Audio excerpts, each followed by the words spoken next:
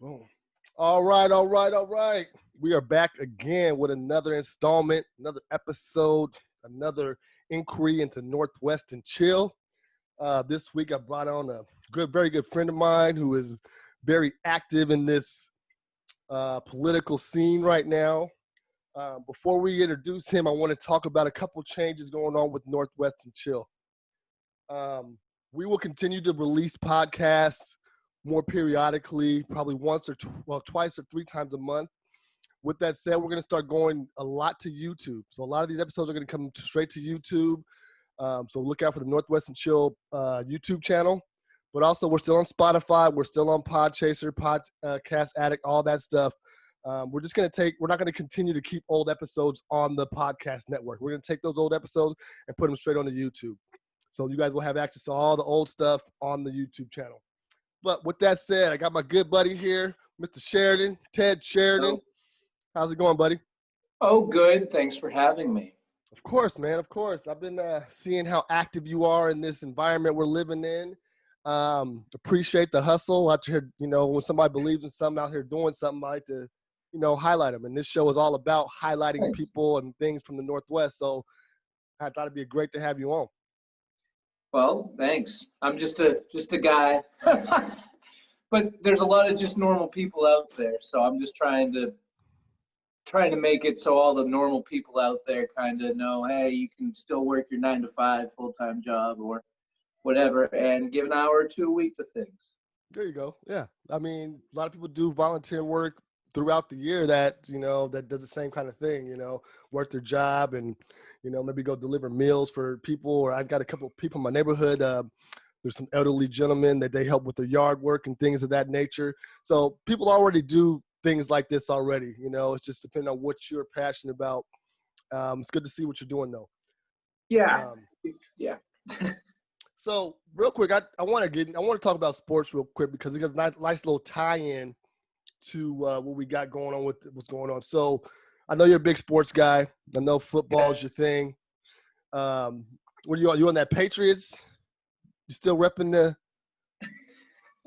Yes. Oh yeah. I root for an average football team now. You know what? I don't mind. Hey, I've been a Patriots fan since Drew Bledsoe back in 98, 99. So yeah. I know the struggles and I know the highs that we went through.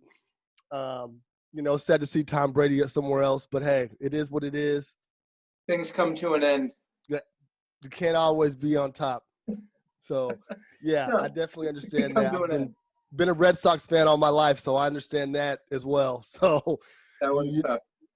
Or has been, but it hasn't been so much. Like the last 20 years of sports have been great. I have no complaints. No, I don't think anyone would want to hear them. Boston, the Bruins have been doing well for me. We got a couple good ones with the Red Sox in the last couple, 10, 20 years. So I can't complain too much. Maybe Eastern Conference Finals 3 out of 4 years. Yeah. I can't ask for more than that. Yeah, only thing I can ask for right now is the Blazer championship. I really would love to get a Blazer championship. That would really kind of ice my cake right now. But when I'm talking about sports is there's been a lot of sports stances, they're making a lot of, obviously Colin Kaepernick back in the day was doing the kneeling. Oh, now, a lot of major sports are coming on and so and go ahead. Oh, that one, one of my greatest regrets, but you know how I like to collect jerseys, right? Mm-hmm. And this is about a week before that all started, about a week before he got benched in the preseason and a week before he took a knee. He was sitting at first. Yeah. That's the thing that I don't think a lot of people talk about or know about the whole story is the evolution of how he was sitting at first. Yep. And he talked to a member of the armed forces. I don't know which specific. It was the Marines. Nate Boyer, right? Nate Boyer? Yeah. Mm-hmm. Yeah. And he talked with Nate Boyer, and Nate Boyer said, all right, well, you probably should kneel. And he was like, okay, I probably should kneel. Yeah. And so he knelt.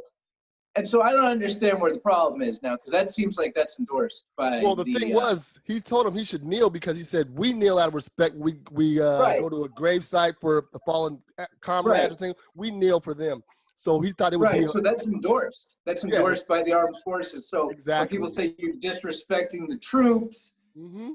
It's such a dog whistle. Yeah. But my greatest regret, back to tie it into what I rambled on there, one of my greatest jersey regrets is I saw a Colin Kaepernick jersey before all of this at the Vancouver Mall. It was 50% off. Oh, I should have got it because that would be such a great thing to wear to this day. Yeah, it would have been. Now you probably can't find one for that cheap at all. No. Hopefully he comes back. I mean, Yeah. I see quarterbacks worse than him in the NFL with Josh. Oh, that's that right there. So when you can't I don't know how the team justifies having a quarterback that is trash. I mean, garbage. Trash. And there's literally a guy out here who's been working out, staying in shape, staying healthy for multiple 3, 4, 5 years, and you don't even give him a shot till a couple years ago to even try out. And you're trying to blame and say it because he's no good. You can't tell me he's not better than the guys on your team. We're watching him every week. Suck. Every week. So it's interesting to me though, because I don't know. I read something, and it was a few years ago. It was just an opinion piece, but it was someone in support of Kaepernick, but they were saying that almost if he does come back to the league, I'm not saying he doesn't want to, and I'm not saying that the league hasn't blackballed him. That's not what I'm saying. That's obvious. But like, if he does come back and play, it almost takes away from the point that he did sacrifice his livelihood for a bigger message. That's another perspective I've heard on that, so I can see that. I guess in a way, but the thing was, he didn't do that saying, like, I'm ready to lose my job to do this. He did it. No, he didn't. They took his job away because he did it. So I think like you can't have both. Right. No, absolutely. And I think a lot of people need to go back and listen to what he said, those first moments after the first game that he knelt, not the first game that he sat, where he was talking about, because people will say how can he be the voice for this change when he's some sort of privileged athlete. And he even went so far as to speak to that, to say, this isn't about me. I'm trying to affect change for people that don't have the privilege that I have. Exactly. And that's a big thing. And try to tie this in what I was talking about, there's a large movement right now in sports. Hockey's doing it, Black Lives Matter or social justice. Hockey is doing it. That's when I knew it was crazy. When hockey's jumped in, I was like, whoa. They're trying. Baseball's obviously doing it. Basketball, they did the jerseys in the bubble. Football's kind of got something going on. And I was reading an article about how, I think it was the World Series, like 2 days in a row, the record low viewership. And a lot of people, you see a lot of stuff on Facebook and social media, I'm not supporting sports anymore because these privileged athletes shouldn't be, talking about politics. But it's like this.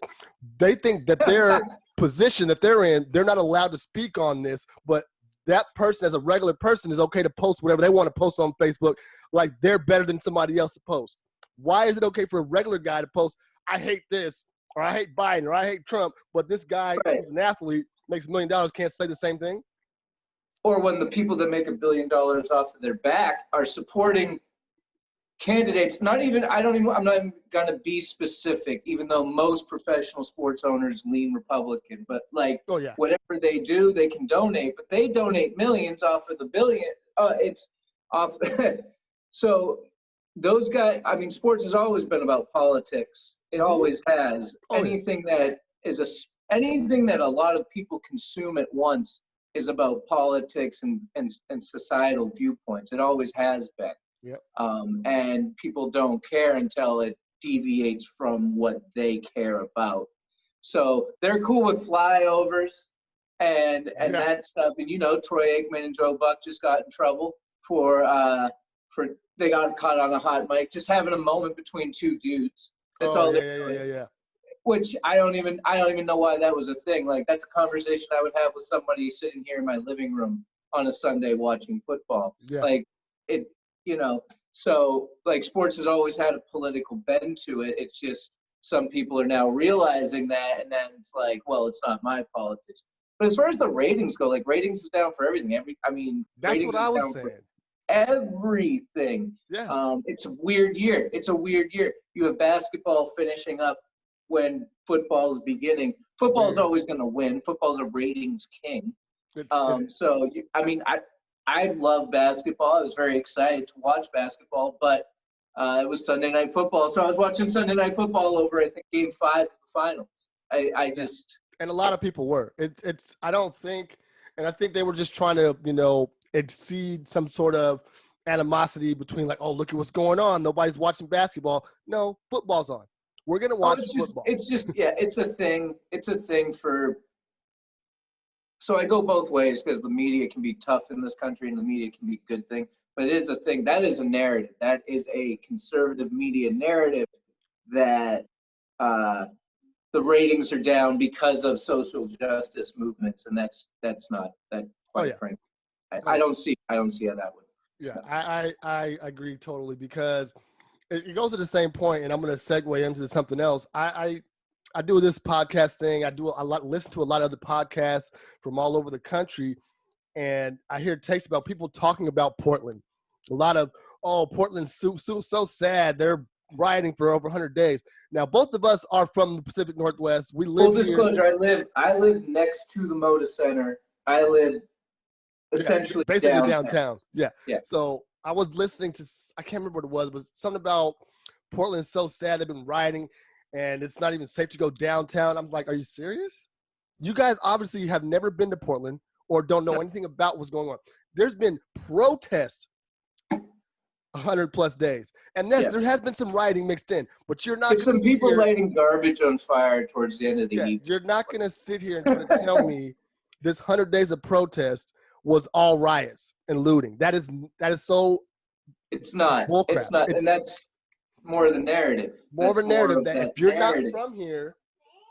not from here, you don't know. And people will spit that out there. And now Portland looks like, oh, yeah, we've been rioting. No, we've been protesting. We've been one of the largest protests, the biggest protests, and the most consistent protests since this whole thing started. I think it only stopped when the air was too poor to breathe. Yeah, and then when those fires started, bro, that's nothing. 2020 has been throwing us curveballs, everything like crazy. I mean, it's been going. It's been COVID. COVID has been a thing. I mean, it's been a thing for everyone. Oh man, I mean, and I'm like, we still got months left. Like, what's about to drop? Or 2020, because for COVID, we probably have more than months. Oh yeah, I'm talking about 2020. Yeah, 2020. COVID is, and I just was on Facebook, and I interact with a lot of Republicans on Facebook because I consider myself an independent. You got to see what's out there. Huh? You got to see what's out there. That's a big reason why I interact with people that are on a different bend than me. Yeah, I have to. And myself, I've been a lifelong independent. I've never considered myself a Democrat or Republican. I like to be somebody. Let me listen what you got to say. Let me listen what you got to say. Okay, I like that. Let me go over here. Or I don't like that. Or I don't. Because you're never going to find a president or anybody that's going to be at 100% what you want. Nobody can be. No, nobody wants a president, period. Never. I don't care if it's the best guy in the world. There's going to be something that I don't probably agree with. There has to be. There has to be. Unless it's me. But that's the approach you're supposed to take. That's the approach. You're not supposed to have your identity wrapped up in who is the president of the United States, which is why what's going on is so dangerous, because you have people that their identity, they wear apparel, they wear they wear it's a year-round. Their life is this. They're Republican, so they vote Republican, regardless. I'm talking specifically about Trump supporters that wear apparel that say year-round. They wave flags year-round. I've never seen that in my whole life with any political figure in this country ever. It's crazy. I don't agree. If you want to be Republican, that's fine. That's your belief system. Now, if you blindly just are Republican because that's what you choose, you don't even know what this guy's about, you don't know nothing about him, and you just fall because it's I don't agree with that. I don't agree with anybody blindly just agreeing, oh, this is a Republican Party, that's where I'm voting for. Like, do you want to hear anything? That's dangerous too. That's absolutely dangerous. But And you that's get why to all a these point. people are out here. Trump does this, Trump does that. Oh, that's Yeah. fake news. That's fake news. No, No, it's real. that's what's scary to me. So I don't see Donald Trump as a Republican. He's engaged in a hostile takeover over the Republican Party and has Oh, yeah. been to his will. He's not a Republican though. So that's what No. scares me is that hopefully, I mean, full disclosure for anyone that doesn't know or hasn't picked up yet, full-blown Joe Biden supporter over here. So hopefully Joe Biden wins on Tuesday. But what I'm worried about is what comes after. What is the vacuum? Because Oh, it's going to be something. Donald Trump couldn't win an election without the support of white supremacists. Correct.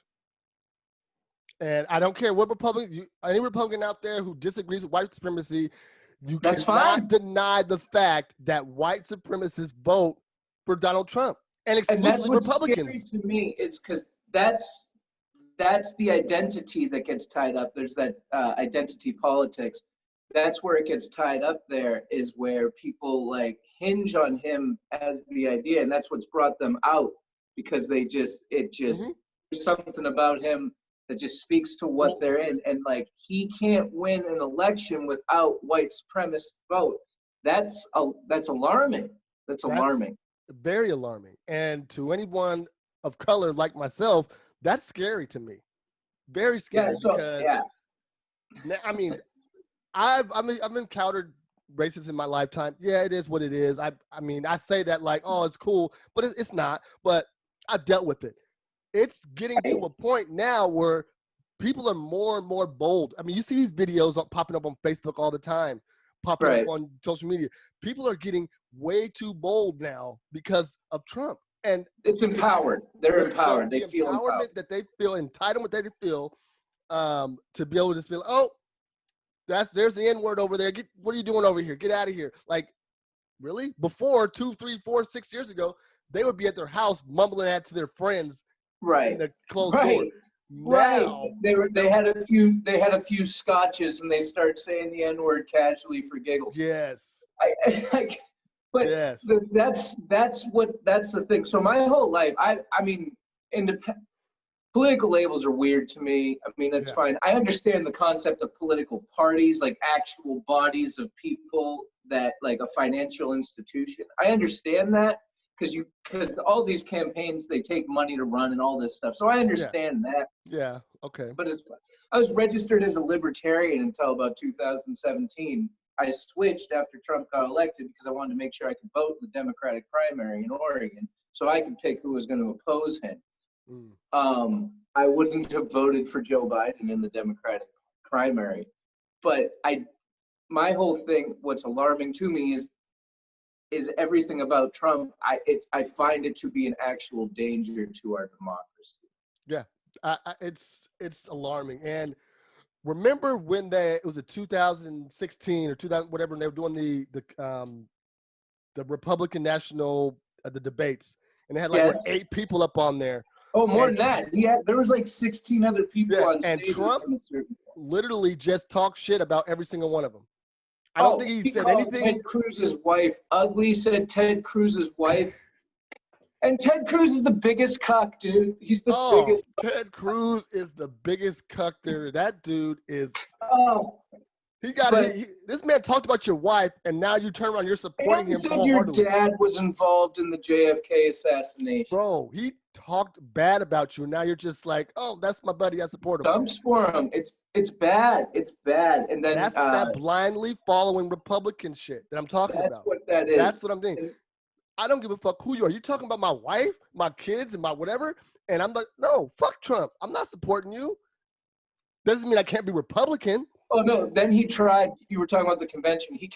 Ted Cruz came out at the convention that August and gave a speech and didn't say Trump's name once and didn't endorse him for president, but said we should all vote Republican. It was so stupid. It's fucking ridiculous. So, go ahead. Go ahead. No, the whole thing. It's just, I have more, but I can keep going. So keep questions coming. I don't want to get too off topic. I was saying, that whole debate, that Republican debate thing, what Trump did, he tapped into something that nobody had done in politics. Most debates were mostly civil for the most part. Yeah. He said, "Fuck all that. I'm coming in Right. there. I'm just gonna talk shit because you know what gets hot. Flamethrower. Look at Twitter. People don't use facts a lot of time. They just, hey, fuck you. You suck. Well, your wife sucked. And that's hot. And that gets your name out there. And Yep. and literally, this is a sad fact. Most people who vote couldn't tell you one fucking issue that their candidate stands for. That's He a talks. fucking fact. He talks the way I do, so I like it. It's like, well, you talk like a second grader, then, Yeah, motherfucker. because he doesn't know he doesn't know shit about issues. I don't know shit about issues. I like that guy. You know, this is another thing about Trump. Trump is a businessman type of president. He doesn't resonate with people. He doesn't really. He's out of touch. He doesn't really translate what he's doing business-wise to the people. He's just saying, I'm going to do this. Like he's the CEO of his privately owned company. Why are you doing that? Because I fucking can. Don't worry about it. Boom. Keep it pushing. Like when you are a public servant, which is a presidential job, you need to be able to dictate or iterate what you are doing and why you are doing it. Exactly. Regardless if you think it's the best thing or for us, why? You need to be able to tell us why. I can't just be like blindly following that. Why? And he doesn't do that. He just says, don't worry about it. I got this. I'm doing this and I'm going to do that. Okay, maybe it was a good decision. Maybe maybe it was. But you can't tell me why it was, or you refuse to tell me why it was, is even worse. You work for me. Well, there's a credibility issue. There's a credibility issue. Yeah. All he does is lie. And so the few times that he does come out and we need him to tell us the truth, even if he tells us the truth, we're like, I don't. It's hard to believe. It's like the boy who cried wolf. He lies so many times. When he does tell the truth, it's like, is he telling the truth? Right. Well, that's the problem is like COVID happened. So being president is probably a very hard job, but like what you have to do daily can't be that hard. Not can't be that hard. That's stupid. I don't mean it like that. I mean, I understand what you mean. You have to control the government, yes, and you have to do things. You have to go to meetings. You have to do things. But what I'm saying is there are things that happen over the course of 4 years when you are the president of the United States. It could be 9/11. It could be the stock market in 2008. It could be Hurricane Katrina. It could be Hurricane Sandy. It could be a school shooting. It could be a global pandemic. There are things that happen where the federal government needs to step up and be this fucking rock solid just base for everyone to rely on, I guess, is the best word. We need to be able to turn. That's what the leader's supposed to do. You're supposed to bring Republicans, Democrats, Libertarians. We're supposed to be bringing us together. Right. But when COVID happens and you have a guy come out, and the worst thing that happened when he said 15 cases and it will go away, that was it. It was over. If anything from that point on was going to be downplayed, it was over. He didn't care. He had attached himself to that narrative, and anytime that man attaches himself to a narrative, that's it. Yeah. Oh yeah. That is so fucking dead on. And I literally just had a discussion with somebody on Facebook before we got on here about the Central Park 5. Okay. You know, Central Park 5. So somebody was talking about how Biden, he's created social or systematic racism and he put a whole bunch of black people in jail. I was like, okay. Real quick, are we talking about the crime bill that he signed on? The crime bill. So he did sign on that. He partially wrote the bill. Yes. A lot of unintended consequences, for sure. And I wish he would come out and say that. I wish he would say that. Yeah, I agree. And there's a lot of things that I'm sure at the time he was thinking it was helpful. And there's a lot of things that happen in politics. And I'm not sitting here trying to give Biden a pass on what he did or what he wrote. No, there's no pass. No, you've got to be held accountable. That's what I'm getting at right there. That's what I'm getting at. Donald Trump to this day on that whole Central Park 5, he won't even apologize or admit he was wrong. To this day, he put out full-page ads asking for them to be murdered. Or not murdered, but asking for the death penalty. Like, all this. If a man can't be like, oh, I was wrong, I apologize, or I'm sorry, that is not somebody who should be in a leadership position. No, you want someone. Look, I'm not saying that one day you say something and then tomorrow you wake up and change your mind. That's different. But Yeah. if you said something 15, 20 years ago, like perfect example, gay marriage, 15, 20 years ago, Oh yeah. most people didn't think gay people should get married. We Yeah. weren't talking about it like we do now. It's complete. Gay marriage is a federal, like it is. It's the law of the land, as it should be. But like, you would want someone to be able to change their mind with new evidence that comes available.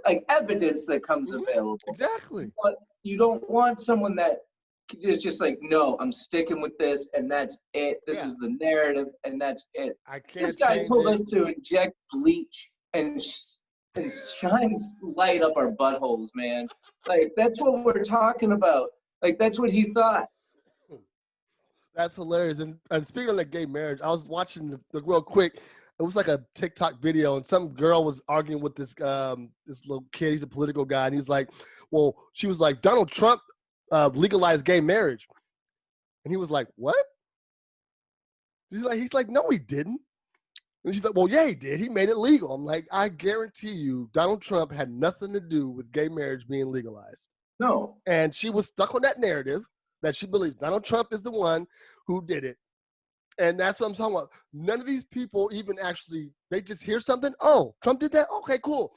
That's why Trump is so great. So I was listening to a podcast about a week ago.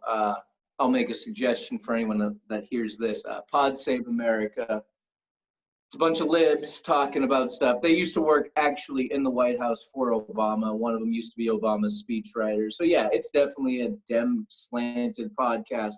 But I find it interesting. But they had an interview with someone how to deal with people that are falling for misinformation. And every time you see someone that falls for misinformation, you need to give them 5 pieces of actual real information. The problem is that we have a president of the United States that calls factual information, reliable, credible information, fake news. And the problem is that's the president of the United States. And what I try to do, one thing I've tried to do over the last 4 years when I talk to people about the president of the United States is I call him the president of the United States, because I think a lot of times people make the mistake of, oh, that's just Donald Trump. No, motherfucker, that's the president of the United States doing this, saying this, tweeting this.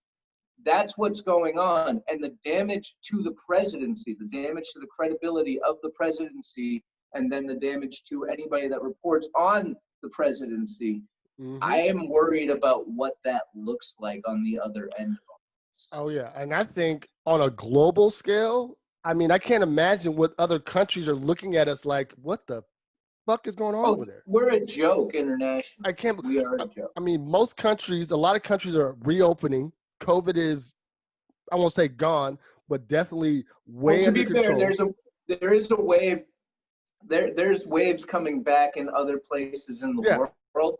But the problem is that what we did here is we had our first wave back in March. We shut down, which we should have done. Then basically June 1st, it was, all right, if you want to open up. And some states did, and we had this whole other surge, but it wasn't like end of the first wave. We never had a surge. Our first wave really never ended. Right. The whole point of all of the shutdowns and everything was to get like a pandemic infrastructure set up, is what we did not do. We did not do that. Well, we had a pandemic committee that Obama set up that Trump got rid of, but right, he got rid of it. But I'm just talking directly in February and March, when we found out how bad it was supposed to get. When we shut down that Wednesday in March, man, when the NBA, the NHL, all the concerts, everything, crazy. It was so fucking surreal. I live next to the Moda Center, and it was the last concert that happened in the world, as far as I'm concerned. Tool played. But when we shut down, though, we were doing good. We were getting it down. And the whole point is to get it down to a point that when the inevitable actual second wave happens, you're at this baseline that's so low and manageable that the hospitals don't get overwhelmed, so more people don't die, Yep. We didn't do that. We didn't do that. And that's And why the second wave in other countries are happening. If they're able to manage this, they're managing it, and they're gonna. I'm telling you, by the time this time next year, they're gonna be fine. We probably won't be. Oh my God, dude! Like, so for me, like that's the thing about this pandemic is it's hit everyone differently. We were talking how so for me, I can't go to concerts, and you know me, I love Yeah. going to festivals. Like that was the thing. Like there were music festivals that got canceled for me, and so that's so small though. That's so for what I have to deal with. Mm-hmm. That's so small. There are people like we were talking that have to figure out homeschooling, and some people are fortunate enough to have a partner that can do that. One of you, stays home with the kids, the other works or works from home. That's a crazy scenario. There's people out there that don't have that option. They're a single parent and they have two kids and they're different, different ages. They have to work 40, 50 hours a week and figure out the homeschooling thing. And I don't understand, back to my point about when we were shutting things down to build a pandemic infrastructure, I don't understand why the number one priority in March, April, and May was how do we open schools up in September so everyone can go back to work? That's the thing. They've given us this false choice between lockdown or open the economy, but that's not what it is. As long as the pandemic is out there, and as long as it exists to make people sick, people aren't going to feel safe putting their kids back in school, or schools aren't going to feel safe opening up. So if you can't even have that going on, then you're requiring parental supervision of millions of children. Yep. So when they talk about we need to open the economy up, like the economy is not a closed door. It's people being able to go to work, and it's just so short-sighted. Like if we had just kept it closed down for about 2 more months, and it's hilarious, the whole mask mandate and people wearing masks. And I was reading something the other day. It says at this time last year, the flu epidemic is 95% less contained, is more contained now. And somebody was like, see how the fake narrative? I was like, why do you think the flu is down? For one, we're still mostly at home, and two, everybody's wearing fucking masks. Right. That is why the flu is down. Not to be clear, I hate wearing a mask. I just want to say, I hate it. Does anyone like it? That's the thing. Is like these people that don't want to wear them. Like everyone doesn't want to wear them, but these anti-mask people don't realize that everyone feels the fucking same way. I wish they'd just get a fucking clue and just realize as soon as they wore their fucking shit over their face, 2-3 more months, we're done. We're done. I fucking hate it. I wear glasses and my shit gets fogged up. I fucking hate it. I have a public facing job where I have to talk to people all day wearing this thing. It gets sweaty and nasty. I know. I bet. Oh yeah. I fucking hate it. And like you said, nobody enjoys it. This is not something we're doing out of enjoyment. This is something we're doing out of health. This is something we're doing for the, as I said people earlier. Just refuse to make the smallest adjustments to their behavior for the greater good of people. And I find that's the problem is there's this ideological, there we go, divide You got it. between people now where it's you either think about just yourself, like whenever someone gives you a question about a societal question, like should we lower taxes on rich people, should we do this, should we do that, I find these people that like simulate themselves in the idea of the question that I've asked. So like if I ask someone, hey, shouldn't we lower taxes on people that make $400,000 a year?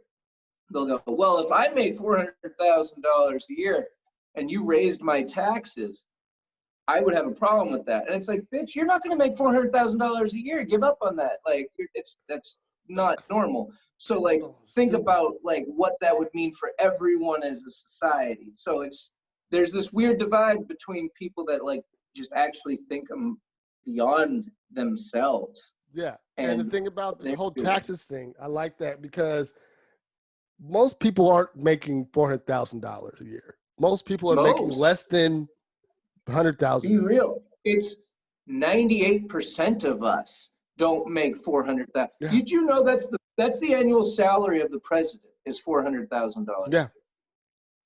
Yeah, that most That's where people we're aren't at. making that. Period. That's just the bottom line. And and the thing is, America has created this what is it? The dream hope or the facsimile that maybe one day you will make $400,000. So, You won't. and even if you would, are you telling me a little bit more percentage is going to hurt you? If you're making $400,000 a year, they're not trying to take fucking all your money. If you're making $400,000 a year, I did this math, and someone can correct me someday if I'm wrong. But like, if you're making $400,000 a year and getting 62% of that tax, you're making like what, 160, 170 take home? Something like that. Around there, around there, A around little bit there. less than 200. Yeah, a little less than 200. So like the average homes, like the average person making less than that, because most people don't make that. Like, we signed 30-year mortgages to pay off our homes and pay $1,200, $1,300, $1,400 a month for their homes. Yeah. Those people could do the same thing in like 5-10 years. Yeah, and the thing about that is, 60. Like, you got to remember, there's other things in tax that are write-offs. You have some children, that's going to drop that percentage down. You have home. There's all these things that write off. So unless you're a single person making $400,000 a year, that 65% is really probably not going to be what it is. And it's every dollar over $400,000 a year There that you gets go. taxed. So it's just like, settle the fuck down. Yeah. So one of my favorite things to tell people when I'm trying to like have a societal conversation is, a rising tide lifts all boats. If the worst member of your society makes a lot of money, that's a good thing. That's a good actually thing. a great point. If the weakest member of your society doesn't have any wants, or sorry, doesn't have any needs, like everything that they need is covered, that's a good thing. If that's what it is, the weakest member of your society, that's a good thing. Yeah. I don't know. I don't know a lot. Like, I'm a cell phone salesperson. I have the internet. I look at shit on the internet. I talk to people. I look outside my window. That shapes my worldview. Everyone's worldview is shaped differently. But like, I see homeless people on the street, and I don't think, oh, they're lazy. I think we have failed them as a society. Yeah. People, like, we have abandoned buildings. They're starting to do it in Portland, which is nice. We have abandoned buildings that could be homeless shelters. Yeah, literally tons of. Because don't get me wrong, I don't want to walk by. Like, it's not like the most like safe place to walk by a homeless camp. It's not. But I don't begrudge those people.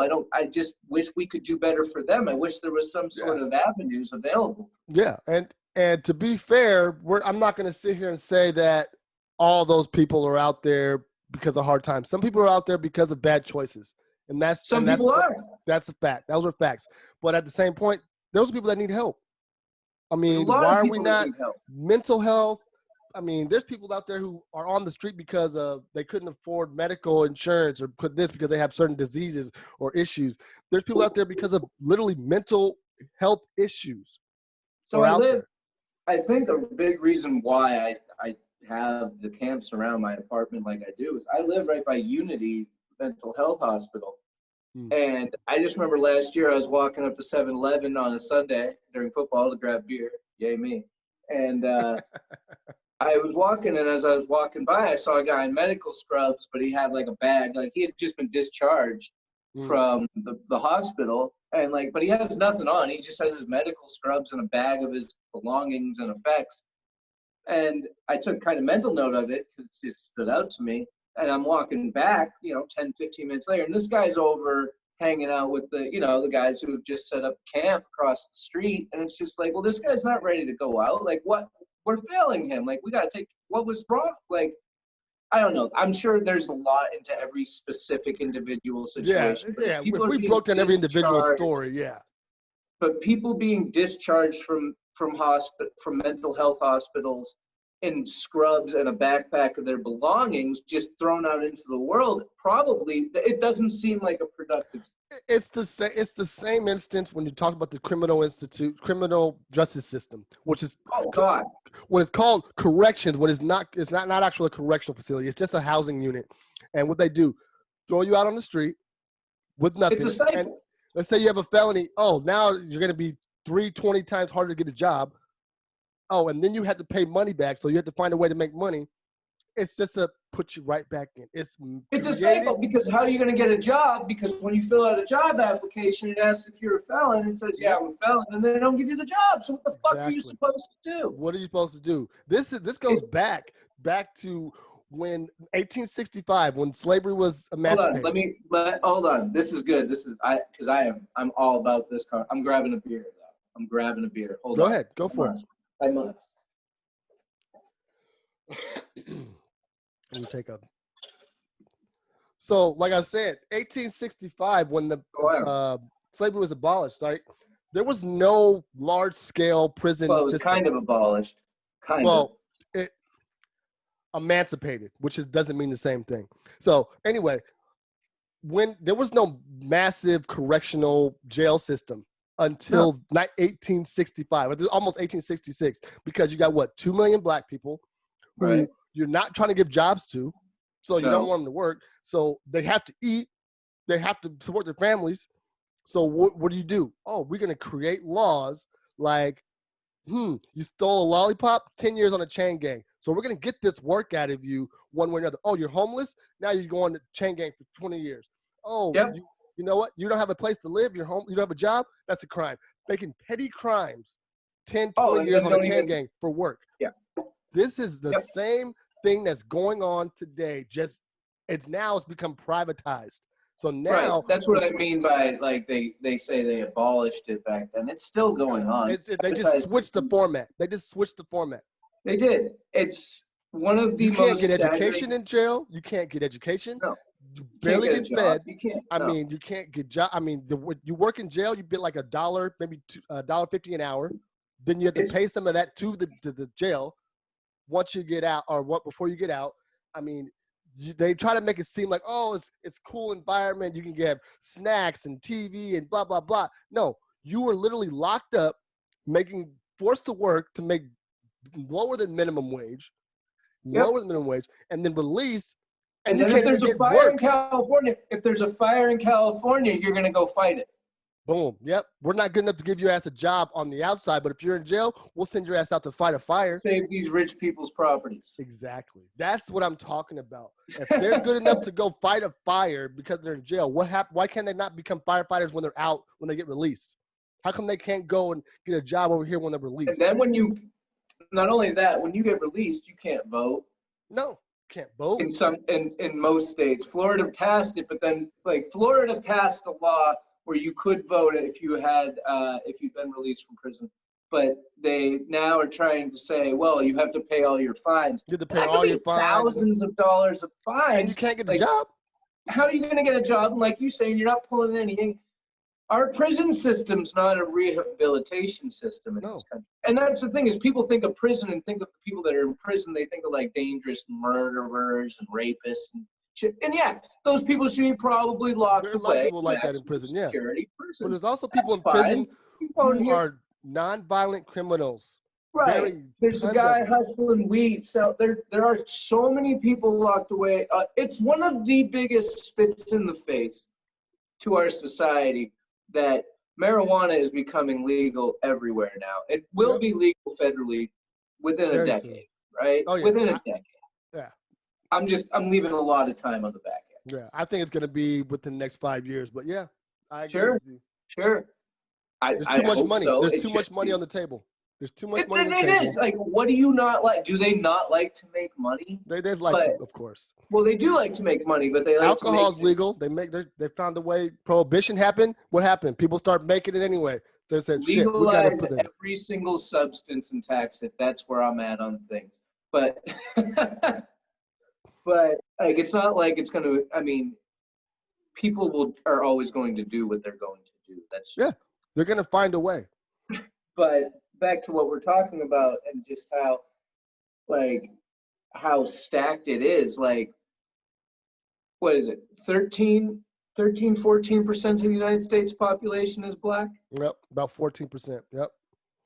And what is it? 36% of the prison population is black? Yeah, it's like 38% is, people. I don't accept any explanation for that other than racism, like systemic racism. It doesn't make any sense. I don't accept, and there's no other thing you can possibly say to me that could tell me that there isn't, and that, again, systemic racism is different than just someone going out and being like, I don't like black people. That's Oh yeah, like just totally straight different. interpersonal shit. Yeah. Systemic racism is the entire system is slanted towards poorer communities, which tend to be communities What? of Yeah. color, and the people there don't get the resources that they need. So Yeah. Even if you could end systemic racism right now, this second, you still have a lopsided playing field. Now you take, like, let's say right, this, just go back to when slaves were free, 1865. You take a white guy and a black guy. You start right. them off and you follow their families to now.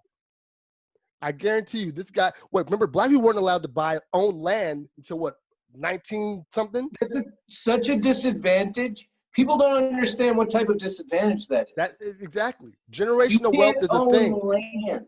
You can't own land, but this guy could. So he passed that land down to this guy, this family. Now this time, we're up here 25 generations later, you own a couple houses, you got generational wealth, you were able to get into good colleges. This guy wasn't even allowed to go to high school with the regular people. Now his family just now is able to do that. Right. And I don't think the concept of time on this subject is so people don't understand that it was the early 60s the Civil Rights Act got passed, right? The mid 60s. And it took Martin King and shot and killed. Yes, right. No, and that's the other thing is like everyone since, like, a lot of the initial leaders, and look, I am a white man talking about this. So, like, I understand that I don't have the greatest, I'm not the ultimate, like, authority on this subject.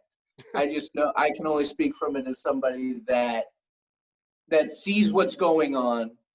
And I try to talk to people that are like me, that are just like normal guys that just see what's going on. And like, because my thought process on things has totally evolved in the last, like we were talking earlier, 15 years. Like, I can remember having a really big fight about 10 years ago with someone about whether or not white privilege existed. And I was like, how dare you say that I have gotten to where I've gotten because of the color of my skin? And that's not what it is, though. That's not what it is. And it's just my life hasn't been any harder. Exactly. It's not like I haven't had struggles. Like, I have things. Like, everyone goes through things. Exactly. But and I love the color of my skin, the color of my skin is not one of them. Mm-hmm. And that's something to be aware of when talking to people about these issues, I guess. And that's definitely I've had I've definitely evolved my view on that just because you have to understand that. Yeah, and once you do that's understand the part. that, That's the part right there, because a lot of people aren't willing. And we were talking about how Trump, if you got a narrative, you stick to it no matter what. can't do it. I don't want to apologize for being white. I hear that a lot. It's like, motherfucker, no one has ever once ever said you need to apologize to me for the color of your skin. Not one time ever. I've never felt that way. Never. No one. That's so stupid. That's how they change the narrative to get these people to think that we're just like the whole Black Lives Matter movement. They want to change it to like, well, all lives matter. Well, no shit. Nobody's saying all lives don't matter. If all lives matter, then Black lives matter too, right? Right. So the we're all not lives saying matter. Black lives only matter. We're just saying Black lives matter. That's it. That should not be controversial. Who was it? Michael Che. It should not be controversial to say, hey guys, Black lives matter. Our people are getting killed in the street. And it's been going on for years and years and years. Yeah. And now because we have cell phones, you can see it. And like, that is a thing. And it sucks that we're there. It sucks that I have to hear about, like, so I don't have children, but I have friends that are Black that have children that have to have the conversation with their children about how their interactions with law enforcement officers need to be a certain way. My parents never said that to me. They were just like, hey, listen to what the cops tell you. Like, that's it. That was it. But like, I never had to think twice about it. Like, that's that's privilege. Like I didn't have to think twice about it going in. Yeah, and that's real. That is 1,000% real. I can tell you one instance right now. It wasn't super bad, but it could have went that way. This is me and my brother in the car. I have my two sons in the back. We're driving. We went to the store to get some food. It's actually my bachelor party before I got married. Just gonna be me and my brother and a friend and my kids. We're just gonna have a chill night. We get pulled over, like literally a block and a half from my home. Cops talking to me, asking me license registration, hand it to him. The other cops on the other side, my brother's literally stone faced. The cop's like, "What'd you say?" Brother hadn't said a word. He said, "I didn't say nothing." He did it like 3 more times to him, like trying to incite him to get upset. Right. Like I'm like, he didn't say nothing. He's like, "Well, you talk to him, don't talk to me." And I'm like, obviously, I had all my license and straight. They held us there for a minute. How far away you live? I was like, "Well, it's on the ID. I live right around the corner." Literally a stop for, I don't even know what it was. They tried to say I didn't signal or some bullshit, whatever. I'm sitting here, give me a ticket. No ticket, just a warning.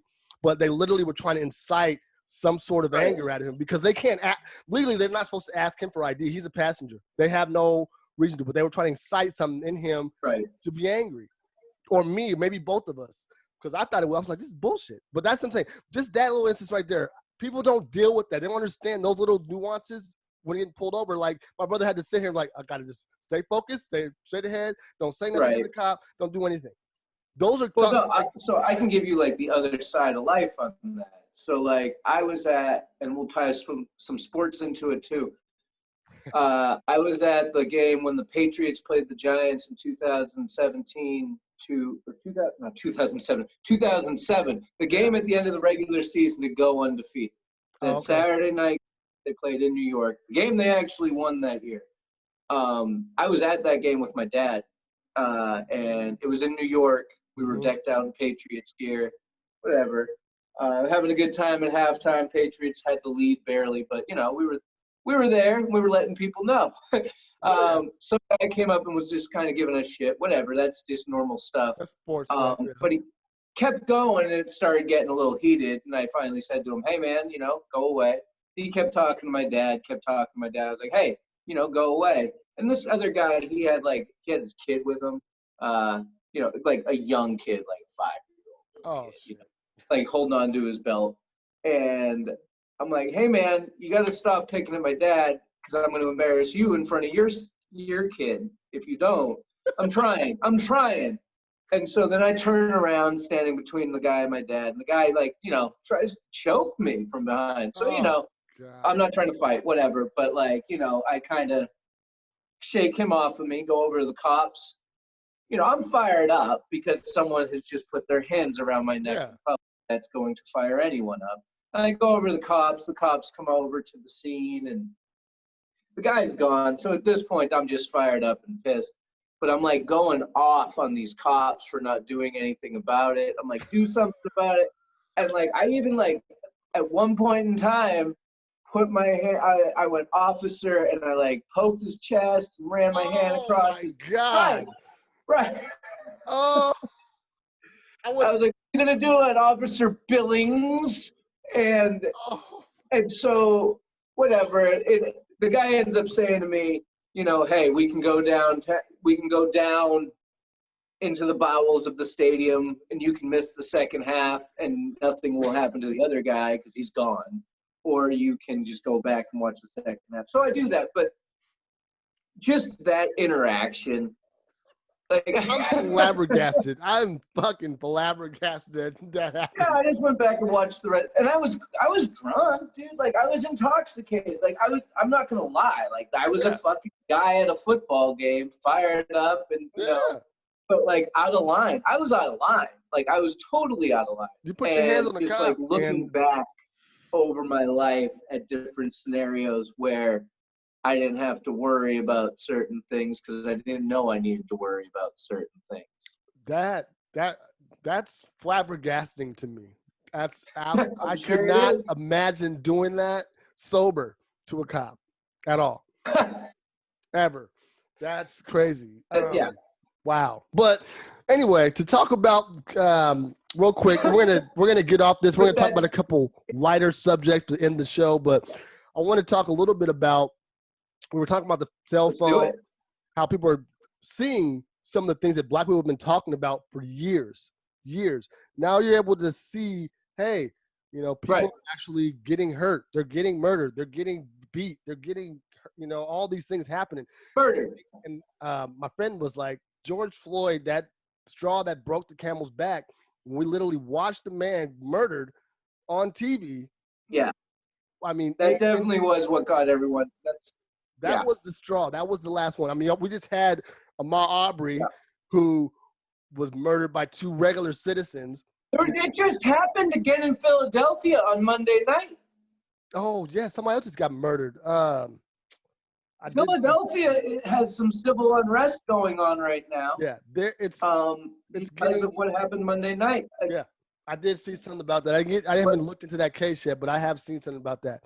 I mean, as a kid that the family said has special needs, and he was a little out of control. He approached the cops. He had a knife in his hand. The cops all opened fire. Those are the facts that I've gotten. But I mean, it's like fired like multiple times. Is that what happened? They all opened fire, but there was no de-escalation tactics used. Like, he had a knife, they had guns. That's what I was trying to lead to. Is we're seeing all these shootings and all these people are seeing it. None at any point at most of these scenes we're seeing any sort of de-escalation, and that's part of when people say defund the police. What they mean is re-educate the police. Yes. Reform the police. We need a better system to deal with. Because I can pull up 4, 5, 6 videos of a white guy. One of them, he attacked 2 cops, hit him with a nightstick, stole their car. Not one time they reached for a fucking gun. Man, that kid that fucking shot up the high school down in Florida got to fucking go to Burger King. And got to eat. Come out and surrender himself. Fucking way anything would happen. But my thing is this. I understand there's criminals out there. I understand that they sometimes need to be taken down.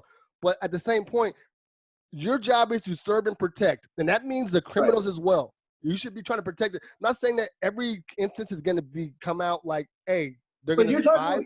But you're talking about a death sentence. You need to have some sort of standard. Like, this 3-6 months of training is not doing it. Because you don't even go. You go in with the automatic, I got a gun. I'm going to shoot this motherfucker quick. What's the Jacob Murray what was his name? He got shot 7 times in the back and is paralyzed. Oh, I know who you're talking about. He's in Jacob. I can't remember his name. I forget his name. Sorry for drawing a blank. But watch that whole instance. He walked from the back side of the passenger side all the way around to the front to the door with guns on him. They did not one time try to stop him from opening the door. They did not stop him, could have tackled him. Where is the training to put these people in custody? You were literally waiting for him to open the door to shoot him in the back. It's going from, it's all about that zero. There's that zero-sum game. It's nothing to I'm going to kill you. Yeah, they spend tons of money on guns, on tactical gear, on all this shit, but no money on training, on psychological training. A social worker out to deal with someone having a mental health. Like, look into that thing that happened in Philadelphia on Monday night. Because if they had sent a social worker out there to deal with someone who was having a mental health episode, probably could have gone differently. Yeah. And he had a knife, so he was dangerous, but that doesn't mean you need to kill the man. Well, that's not a death sentence. Tasers. Why were tasers introduced into the paying for something with a counterfeit bill does not equate to a death sentence. At all. Ever. At all. Ever. He should never have been on the fucking ground. If he needed arrested, put him in the car. Okay? If not, and first off, the bill was real. It turned out to be real. And you know who accused him of having a fake bill? There was 2 young underage people who were working at the store. They said the bill looked fake to them. So he was like, well, fuck you guys. I'm leaving. They said, we're calling the cops. He sat there and waited for the cops. He could have fucking left. Either way, but all of this is people are dying because police officers feel empowered to take their lives. Yeah, They don't have the proper training to deal with situations other than. That's what it is. They don't have any other tactics. They don't have the training, and that is the problem. I was reading an article the other day about training of officers in other countries. There's some people who they have to have master's degrees, 3 years of training before they can get a gun. There's a lot of police officers around the world that don't even have guns. Like they have them in their cars, but they're not strapped with guns. Yeah, patrol officers are not strapped with guns. It's ridiculous the little amount of training you can need to be an officer in the United States versus the rest of the world. Oh, there was a meme about that. Like, it's bad when there's a meme about it. Yeah, I had to research the meme, and the shit was real. Hairstylists have to go through more training than police officers. That's fucking ridiculous. If we're going to give people the right to fucking shoot somebody with a gun in self-defense, they need to have more training than the person that's cutting my hair. And that's the thing. A lot of these cops don't even know the laws. You see these guys out here who film the cops, and they're like schooling them on the law. No, well, that's because the lawyers know the law. And that's the problem with the justice system. I was going to a music festival in Tennessee years ago, got pulled over. We had some drugs, whatever. We went to jail for the night. We were all getting out, and I was meeting with their court-appointed lawyer the next morning, and they were like, yeah, well, don't listen to the cops. They don't know the law. Lawyers know the law. And I was like, oh, that makes sense. Because most of the people that are caught, I don't know. There's a lot of they don't know shit. They probable cause to them is you looking left or right. That's not problem. Like, we should be able to do this and that. I've been arrested. We need to reapproach the way we police in this country. Yeah, we reapproach how we police, reapproach how we train officers. Like, I saw a tweet one day. It's like, wanting to be a police officer might disqualify you from being a police officer. Yeah. Because most people want to be police officers because they want to have a gun. They want to have that power. Have a shootout with the bad guy. Because that's the thing. That's when I talk to people about reimagining policing in this country. Mm-hmm. What do you think the police actually do? They don't stop crime. They don't. They respond to crime. Yeah. That's fine. But if someone's robbing your house and you call the cops, they don't teleport over to your fucking house. It takes 15 to 20 minutes for them to get to your house. I'm not blaming them for that. They don't even solve crime. Most of the time, there's how many unsolved crimes there are, unsolved murders, unsolved robberies. Most of the time, they don't even solve them. No, there was a shooting outside of my apartment a few weeks ago. I called the cops because that's what you do when guns get fired. Yeah.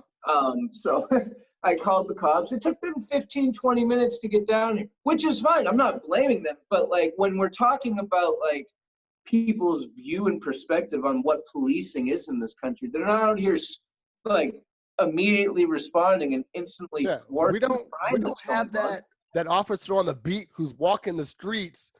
He's that shit's in the movies. It's not real.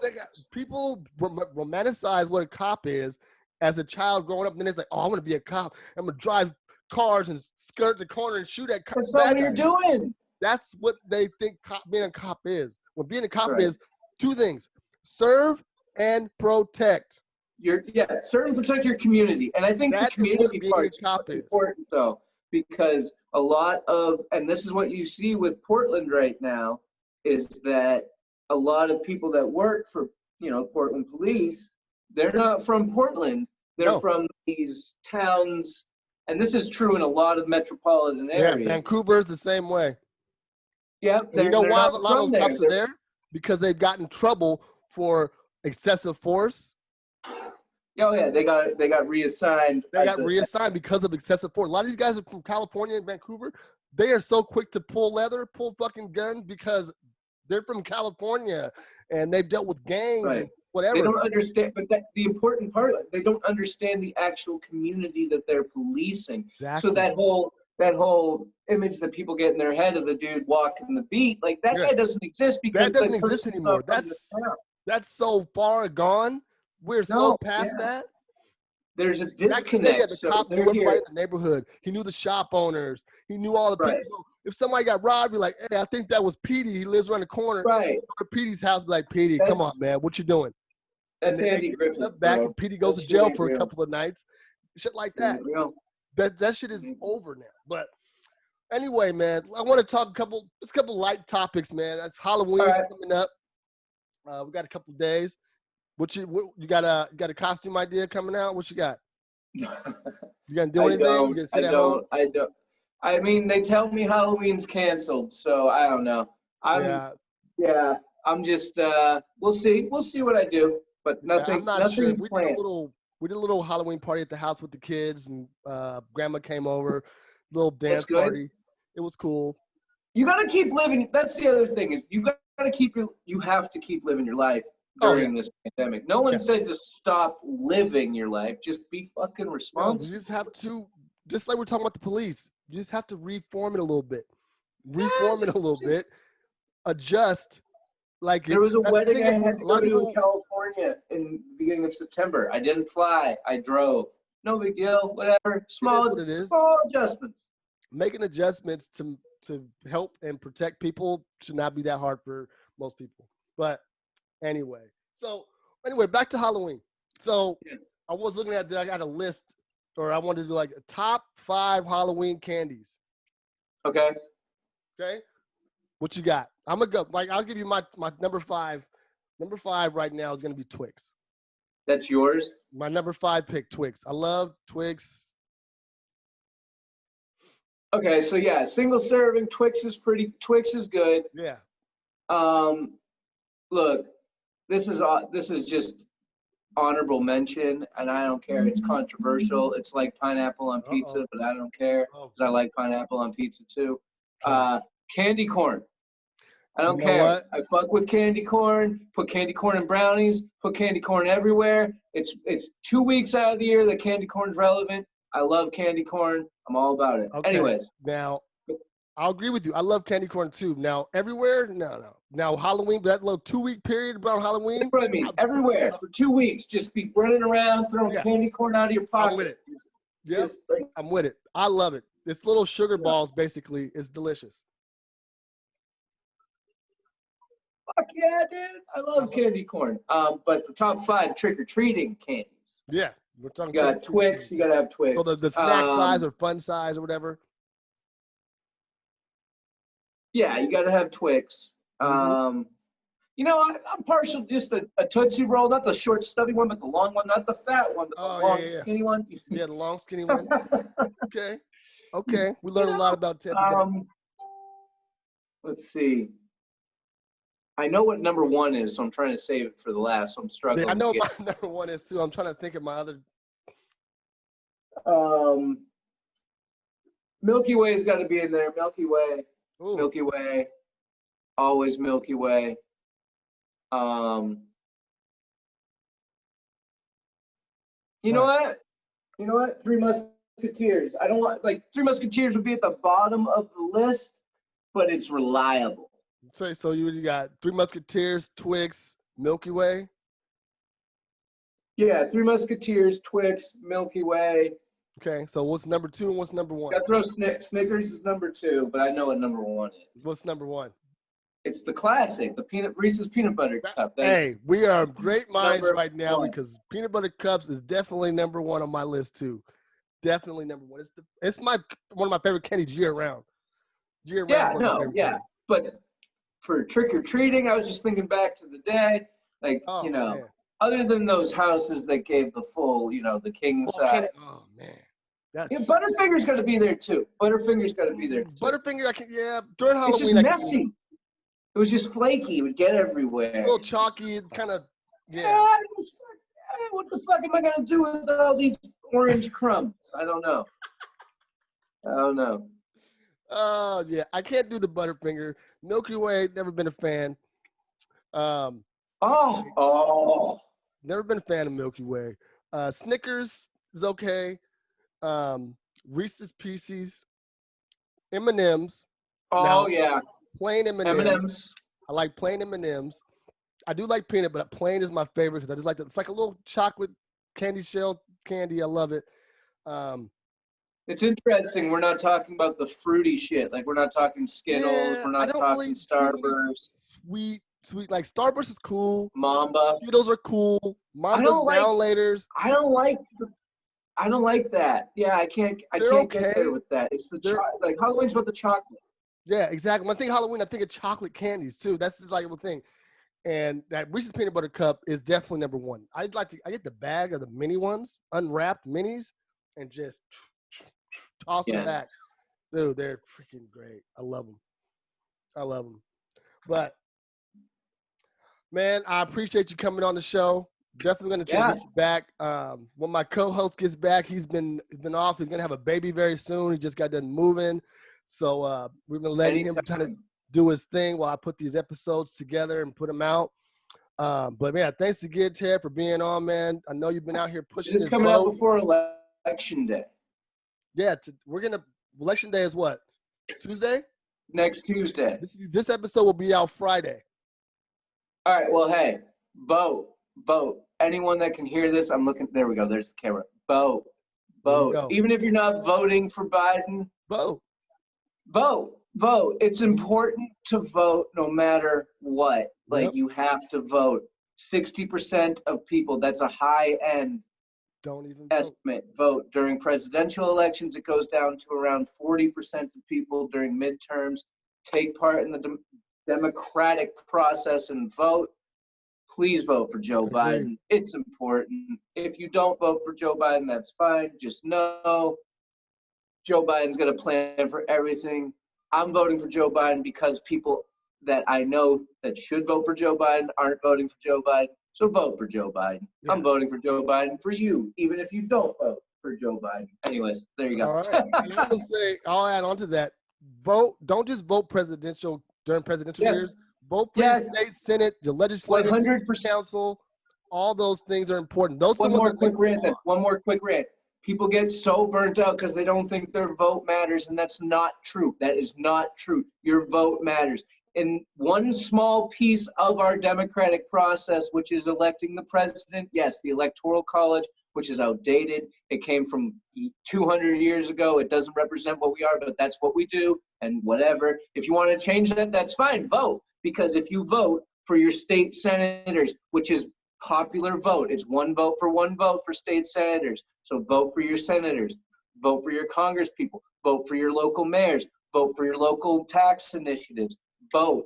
You have to vote. It's not just president. If you don't like the way the president acts, the people that keep that president in line are the congresspeople and the senators. And you can vote for those people. So if you vote for those people, they will keep them in line. But if it doesn't work if everyone doesn't vote. When people say the system doesn't work, they can look in the mirror and look at themselves, because we are the gears that spin the machine, and the machine doesn't work unless the gears spin. So vote. That's how it works. Oh, wow. All right. There you go. All right. That's right there. That's going to be a clip. I'm going to have that clip on Facebook before the end of the day. That was a great spill. Thank you very much, man, for being on.